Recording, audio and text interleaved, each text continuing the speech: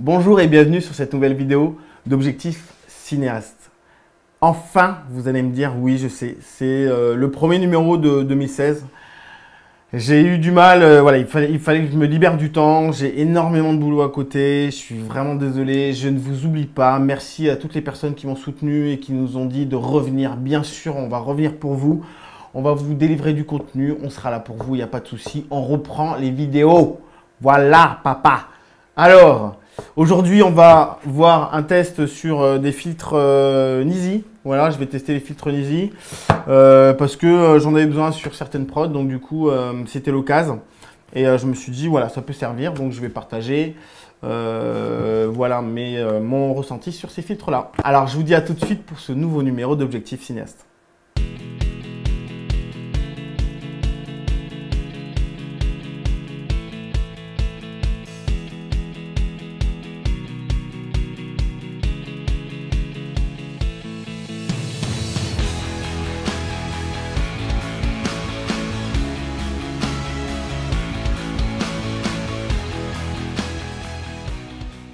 Commençons avec les filtres les plus courants, à savoir les filtres ND, GND ou polarisants. Vous allez me dire, qu'est-ce qu'un filtre ND?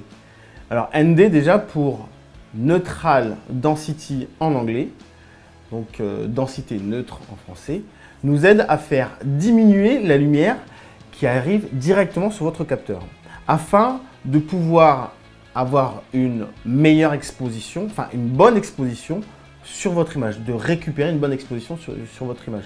Donc ça, c'est quand même assez important. Nous allons voir maintenant les filtres GND pour graduer à densité neutre, qui font en fait diminuer la lumière de manière progressive devant votre objectif. Idéal en fait pour faire du paysage, pour retrouver par exemple du détail dans le ciel. Donc automatiquement, on va utiliser ce type de filtre que je vais vous montrer juste là. Voilà, alors je vais vous montrer à cette caméra-là. Je ne sais pas si on voit très bien, mais ici, vous avez en fait une graduation au niveau du filtre. Ça veut dire quoi? Ça veut dire qu'en fait, c'est beaucoup plus sombre. Et au fur et à mesure qu'on descend, en fait, ça devient... en fait, on perd ce côté fumé en fait, du filtre. Donc, ça veut dire quoi? C'est que sur un paysage, quand je vais mettre mon filtre devant, je vais pouvoir, au premier plan, il faut s'imaginer que ça c'est votre image. Et il faut s'imaginer que donc, le ciel est au-dessus.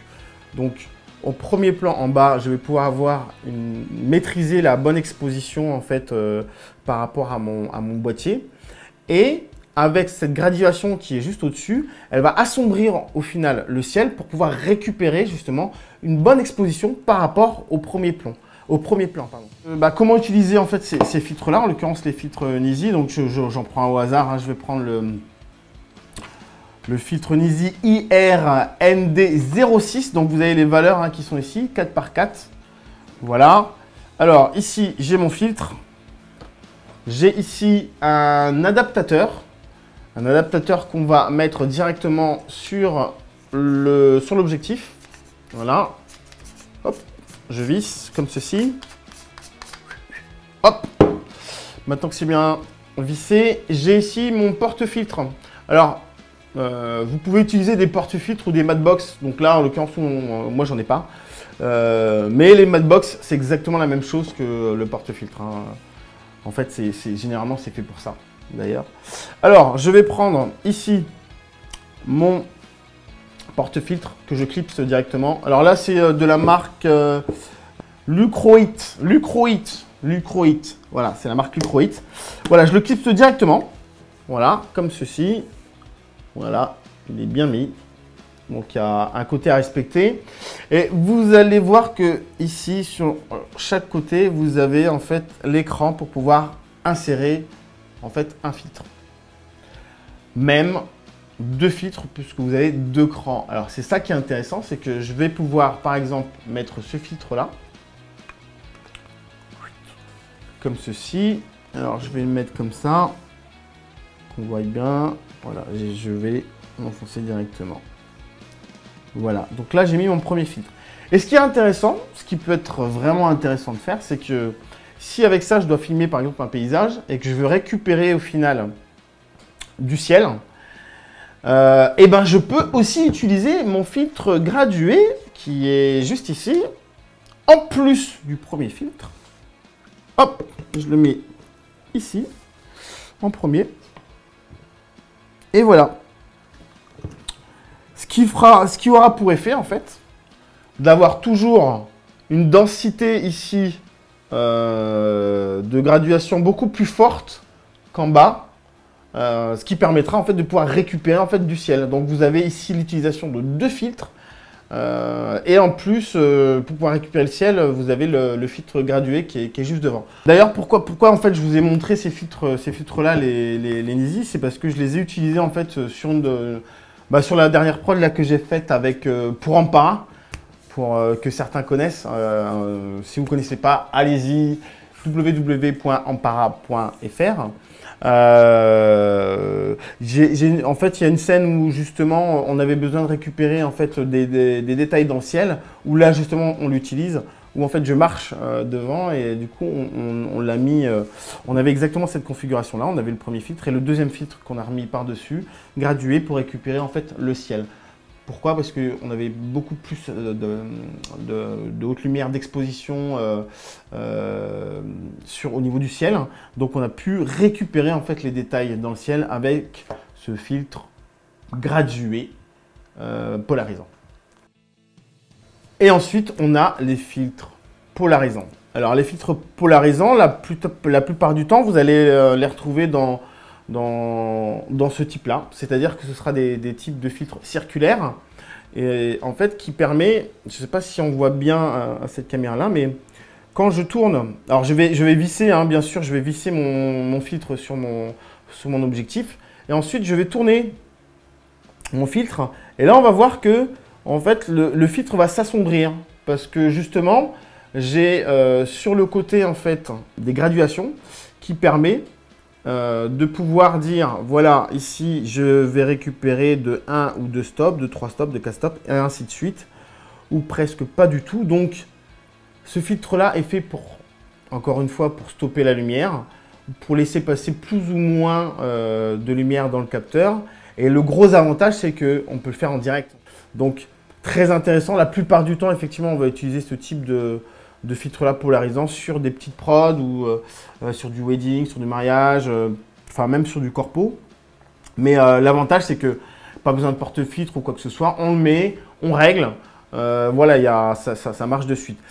Je dirais que le désavantage de ce filtre là, c'est qu'à un moment donné, quand vous allez au maximum de la densité en fait du filtre, vous allez avoir un effet, ce qu'on appelle un effet papillon sur votre écran, c'est-à-dire que en fait, il faut savoir qu'ils sont composés de 2 filtres. C'est 2 plaques qui sont mis l'un contre l'autre. Et en fait, qu'on va tourner. Et justement, en fait, c'est ce qui va provoquer en fait cet assombrissement en fait du filtre.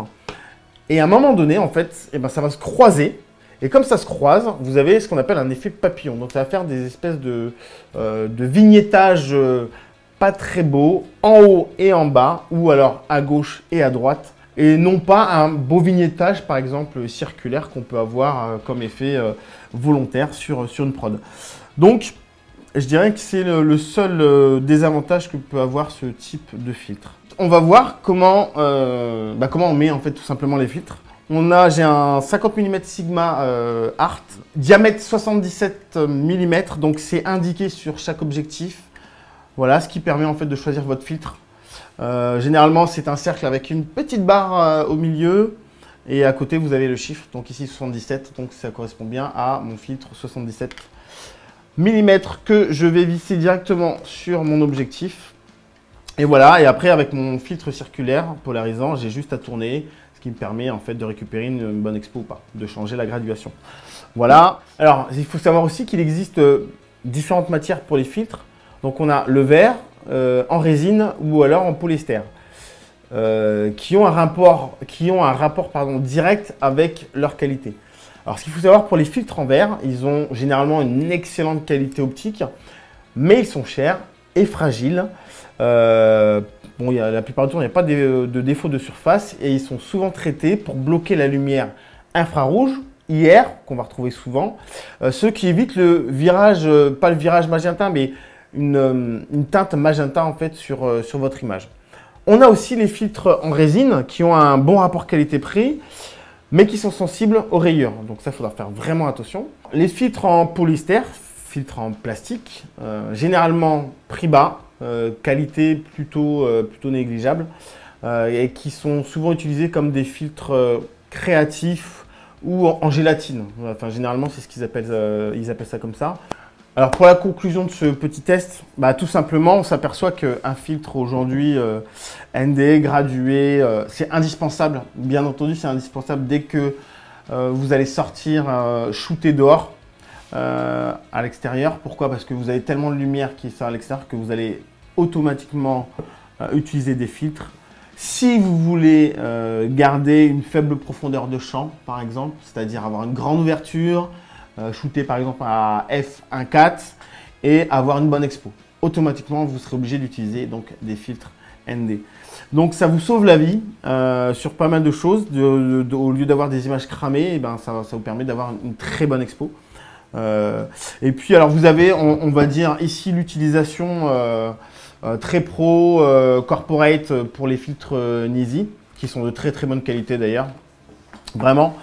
Et les filtres passe-partout de tous les jours qui vous sauvent vraiment la vie, c'est les filtres circulaires polarisants. Voilà. Donc moi j'utilise les deux. Quand je suis sur le corpo, j'utilise les Nisi, et quand je suis en wedding, par exemple, j'utilise les circulaires. Parce que j'ai pas le temps en wedding de poser ceci, cela. Donc c'est du one shot, c'est de l'instantané, il faut aller très vite. Voilà. Bon, écoutez, j'espère que cette vidéo vous a plu. D'autres arrivent. La prochaine vidéo, ce sera sur le format RAW. Voilà, vous avez été quelques-uns justement à me parler de ce format. Et je pense que c'est nécessaire aujourd'hui, avec les nouvelles caméras qui arrivent, de parler en tout cas du format RAW. Oui, non, pourquoi et comment. Voilà, je vous dis à très bientôt pour une prochaine vidéo d'Objectif Cinéaste. Bonjour et bienvenue sur cette nouvelle numéro de... pour ce nouveau numéro... Ah, blablabla. Putain, mais c'est qu'il tape des accélérations, le truc, c'est n'importe quoi. Boulette de viande. Boulette. Ouais, grave. Bah, franchement, ça tue, quoi. Non.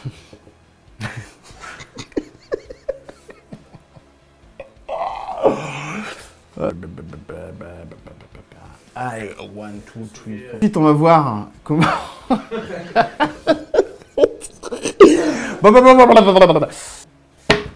Au fait, j'ai oublié. Commentez, partagez, likez si vous avez aimé. N'oubliez pas, Objectif Cinéaste. À très bientôt. Ciao, ciao.